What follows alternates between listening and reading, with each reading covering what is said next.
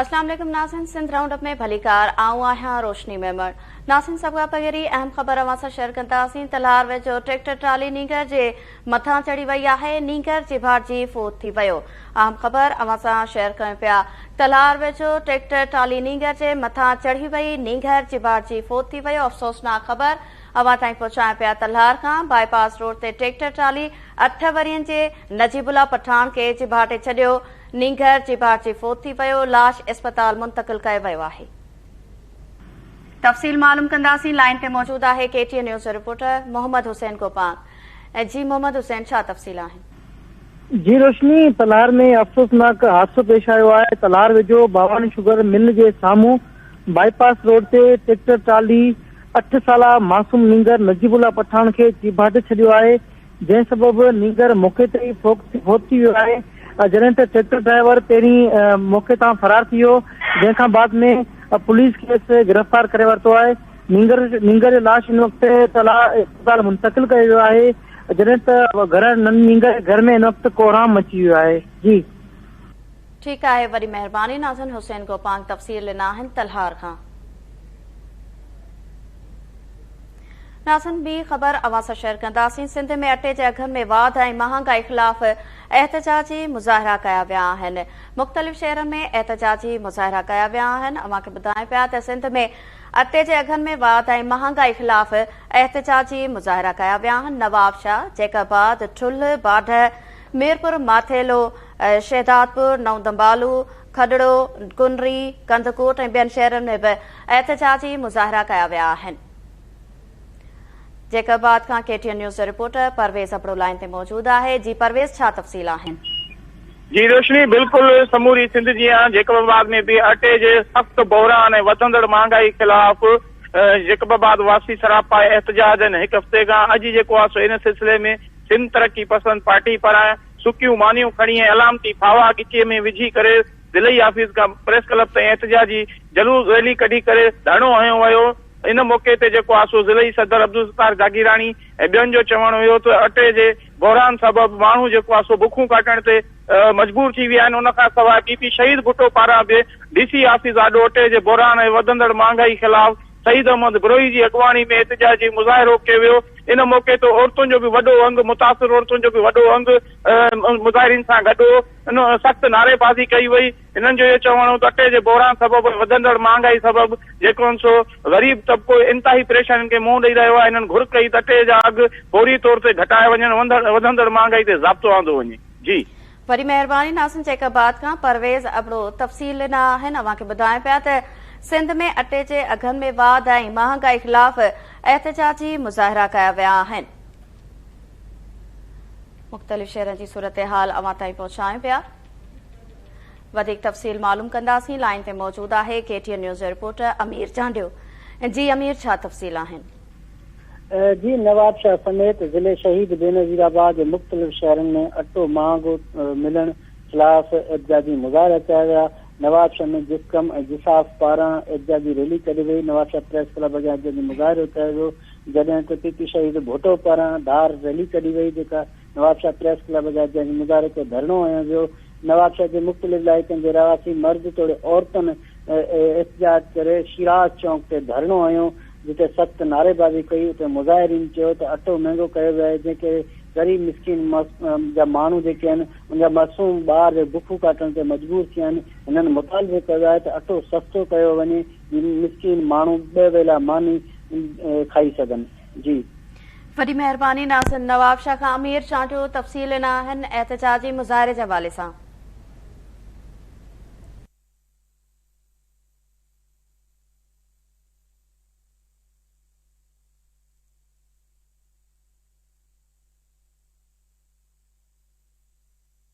मुज़ाहिरा कया आहिनि। इन हवाले सां ठुल जी सूरत हाल मालूम कंदासीं। लाइन ते मौजूद आहे केटीएन न्यूज़ रिपोर्टर अब्दुल मजीद नूनारी। जी अब्दुल मजीद, छा तफ़सील आहिनि?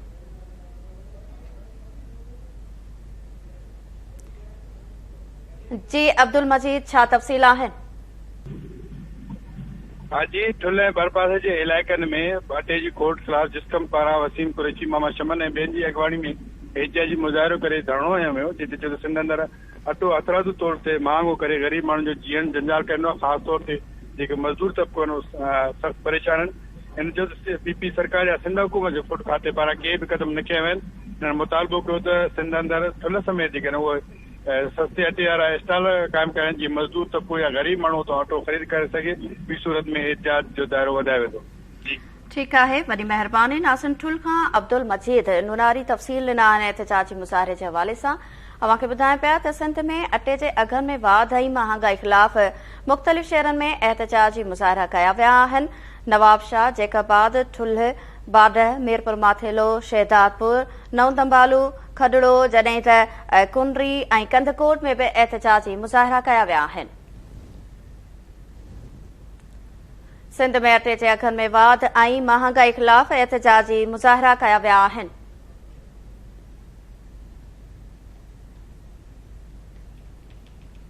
एहतिजाजी मुज़ाहिरनि जे हवाले सां ख़बर अवां ताईं पहुचायूं पिया। मुख़्तलिफ़ शहरनि में एहतिजाजी मुज़ाहिरा कया विया आहिनि।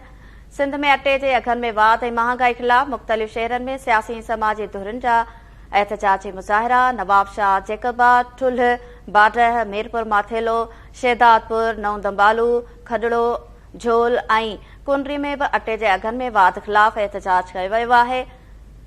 जॾहिं त मुज़ाहिरनि चयो आहे त अटे ऐं ॿियनि शयुनि जी हथरादू खोट ख़तम करे महांगाईअ ते ज़ाब्तो आंदो वञे। जी लतीफ़, छा तफ़सील आहिनि एहतिजाजी मुज़ाहिरे जे हवाले सां?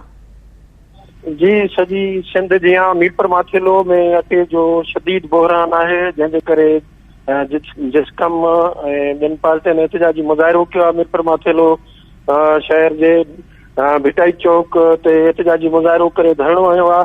हिननि जो चवणु आहे त हिननि जो चवणु आहे त अटे जो हथरादू बहरान करे माण्हुनि खे ज़लील कयो वञे थो ऐं माण्हुनि जी तज़लील कई वञे थी। उन्हनि खे लाइननि में बीहारियो, औरतूं मर्द बीठियूं तंग थियनि थियूं। उन करे अटे जो जेको हथरादू बहरान आहे उन खे ख़तमु कयो वञे। जॾहिं त जीअं सिंध पारां फ़कीर रमज़ान कलवाड़, एडवोकेट नदीम मलाणो, शहरयार खान मरणास ऐं ॿियनि जो चवणु आहे त उन खां अलावा अटे जो बहरान आहे। सिंधी माण्हुनि खे बुख ऐं बदहाली में धिकियो पियो वञे। ॿिए तरफ़ वरी धारियनि खे आबाद कयो पियो वञे। जीअं सिंधी माण्हुनि खे अक़लियत में तब्दील करण जी हिकिड़ी वॾी साज़िश कई पई वञे, जेका असां नाकाम करण कोन ॾींदासीं। हिननि मुतालबो कयो त जल्द अटे जो बहरान ख़तमु करे ऐं जेके धारिया माण्हू आहिनि उन्हनि खे सिंध मां निकाली ॾिनी वञे। ॿी सूरत में एहतिजाजी मुज़ाहिरो जो दायरो वधायो वेंदो। जी, वॾी महिरबानी। नाज़िन मीरपुर माथेलो खां लतीफ़ लगारी तफ़सील ॾिना आहिनि एहतिजाजी मुज़ाहिरे जे हवाले सां।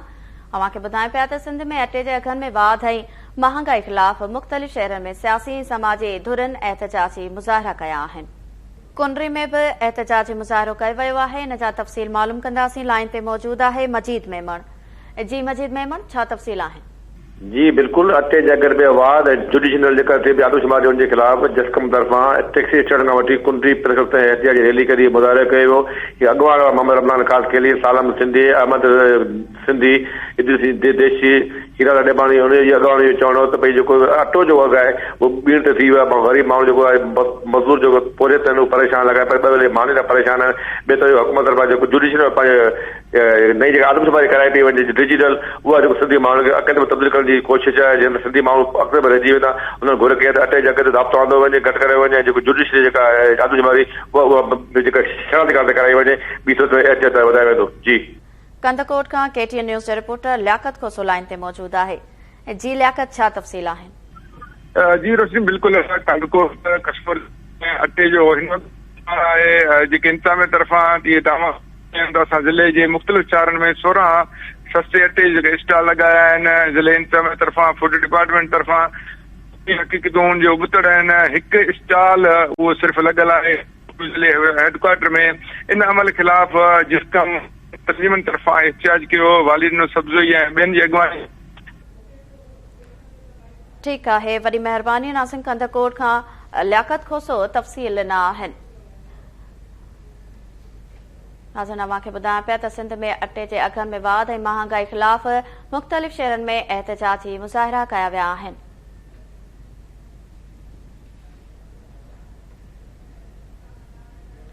नाज़रीन, ख़बर मां ताईं पहुचाईंदासीं। कराची ऐं हैदराबाद में मकानी चूंडूं सुभाणे थींदियूं। इलेक्शन कमीशन कराची ऐं हैदराबाद में मकानी चूंडूं मुलतवी करण वारे सिंध हुकूमत जी ॿी दरख़्वास्त बि रद्द करे छॾी आहे। सिंध हुकूमत खे मकानी चूंडनि लाइ सिक्योरिटी जा फुल प्रूफ इंतज़ाम यकीनी बणाइण जो हुकुम बि ॾिनो वियो आहे, जॾहिं त सिंध हुकूमत इलेक्शन कमीशन खे कराची ऐं हैदराबाद में सिक्योरिटी ख़दशनि सबबि मकानी चूंडूं मुलतवी करण लाइ ख़त लिखियो हो। इन ते वधीक ॻाल्हि ॿोल कंदासीं। असां सां लाइन ते मौजूद आहे अॻोणी स्पीकर क़ौमी असेंबली फ़हमीदा मिर्ज़ा साहिबा। अस्सलाम वालेकुम फ़हमीदा मिर्ज़ा साहिबा, सुभाणे हैदराबाद ऐं कराची डिवीज़न में मकानी चूंडूं थी रहियूं आहिनि। इलेक्शन कमीशन सिंध हुकूमत जी दरख़्वास्त बि रद्द करे छॾी आहे, अव्हां छा चवंदव? महिरबानी।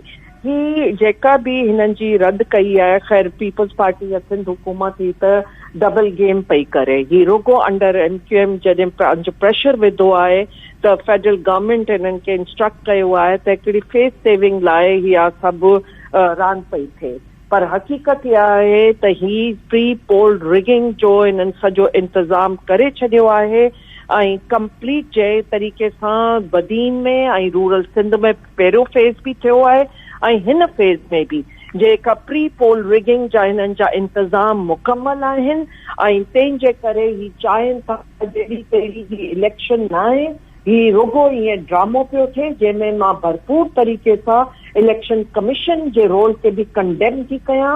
मुंहिंजे लाइ मां हिन बदीन जी आवाज़ लाइ ऐं रूरल सिंध जे हवाले सां मां सुप्रीम कोर्ट वई हुयसि। सुप्रीम कोर्ट जो क्लियर इंस्ट्रक्शन ऐं ऑर्डर हिननि खे ॾिना विया हुआ त जेका बि मुंहिंजा कंसर्न आहिनि रिगार्डिंग डीलिमिटेशन, रिगार्डिंग इलेक्शन जी फेयरनेस खे इंश्योर करण लाइ हुनखे इलेक्शन कमीशन खे पाबंद कयो वियो हो त हुन ते अमल थिए, पर हिननि को अमल कोन कयो आहे ऐं हींअर जेका इलेक्शन कमीशन आहे उहा बाक़ाइदा धुर थी आहे ऐं हिकिड़ी पीपल्स ख़ासि तौर ते सूबाई सिंध जी जेका इलेक्शन कमीशन आहे हू त पीपल्स पार्टी जो विंग आहे ऐं टोटली हिननि जे अंडर फेयर इलेक्शन थी नथा सघनि।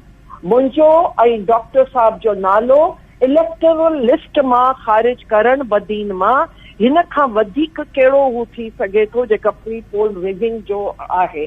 मूं पहिरीं बि हिननि खे लिखी मोकिलियो हो, मूं निशानदेही कई त 1992-93 हुन खां अॻु में बि डॉक्टर साहब त ख़ैर वोट ॾींदो हो।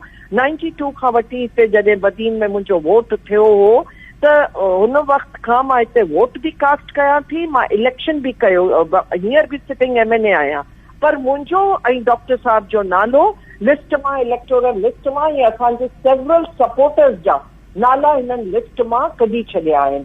हुन सां गॾोगॾु जेका डीलिमिटेशन कई वई आहे, बाक़ाइदा सिंध खे हिकिड़े केक वांगुरु डिवाइड करे पंहिंजी मनपसंद हल्का ठाहिया विया आहिनि ऐं टोटली फ्लॉड हिननि जी डीलिमिटेशन कयल आहे। जेका MQM जेका अॼु ॻाल्हि करे पई हुन ॻाल्हि जो असां बि हिते चऊं था त रूरल सिंध में बि हिननि टोटली हिकिड़ी फ्लॉड क़िस्म जी टोटल हिकिड़ो केक वांगुरु पंहिंजी मनपसंद हल्का हिननि ठाहिया आहिनि। पर हुन खां वधीक जेका सूरत हाल आहे त ही आम आदमी जी चूंड थींदी आहे। हिन में ग़रीब हारी मज़दूर ऐं रिक्शा ड्राइवर जहिड़ा ट्रैक्टर ट्रॉली ड्राइवर ही क़िस्म जा माण्हू इलेक्शन में हिस्सा वठनि था ऐं हुनखे जेका हिते जो DC DRO आहे ऐं सॼी इंतज़ामिया आहे हू का ॻाल्हि हुननि जी ॿुधण लाइ तयारु कान्हे ऐं को दाद रसाई न पई थिए। हुननि जा पोलिंग स्टेशन में गड़बड़ कई आहे, हुननि प्रिज़ाइडिंग ऑफिसर सभु पंहिंजा मनपसंद अपोजिशन वारनि जा पीपल्स पार्टी जी मर्ज़ी जे मुताबिक़ लॻाया विया आहिनि त हिते जी अवाम में तमामु घणी कावड़ आहे इलेक्शन कमीशन जे ख़िलाफ़ ऐं असां ॾिसूं पिया त प्री पोल रिगिंग जी पूरी तयारी आहे जेके अवाम रद्द थी करे। अच्छा फ़हमीदा मिर्ज़ा साहिबा, इहो ॿुधाइजो त MQM कराची ऐं हैदराबाद में चूंडुनि जी मुखालफ़त कई आहे, अव्हां छा था सम्झो त चूंडूं शफ़ाफ़ थी सघंदियूं? ॾिसो, मूं त पहिरीं चयो आहे तव्हांखे त इलेक्शन कमीशन जो तरीक़ोकार फेयर कान्हे। ज़ोरी ज़बरदस्ती अहिड़े क़िस्म जी इलेक्शनूं कराइनि जंहिंमें अवाम खे वधीक परेशान करणु, अवाम खे वधीक डिवाइड करण में नुक़सान थींदो। फेयर डीलिमिटेशन थियणु खपे। ही मस्ट आहे जंहिंमें चाहे रूरल सिंध हुजे चाहे अर्बन सिंध हुजे। हींअर अची ब्लैकमेलिंग में तव्हां चओ अर्बन जी त ग़लति थी आहे डीलिमिटेशन, पर रूरल जी डीलिमिटेशन सही आहे, त ईअं न आहे। सॼे सिंध में डीलिमिटेशन में हिननि पंहिंजी मनपसंद कराई आहे ऐं पंहिंजी मर्ज़ी सां वोट हिते हुते कया आहिनि, जंहिंमें असां बि भरपूर तरीक़े सां एहतजाज कयूं था। ठीक है, वडी मेहरबानी नाज़न।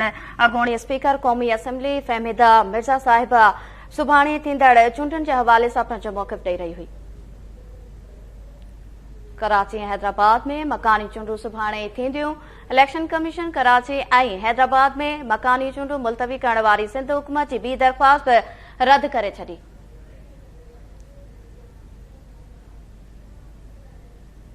नाज़रीन, सिंध राउंडअप में फिलहाल एतिरो। वधीक ख़बरूं ऐं अपडेट लाइ विज़िट कंदा असांजी वेबसाइट KTN News.tv। ॾिसंदा रहो KTN News।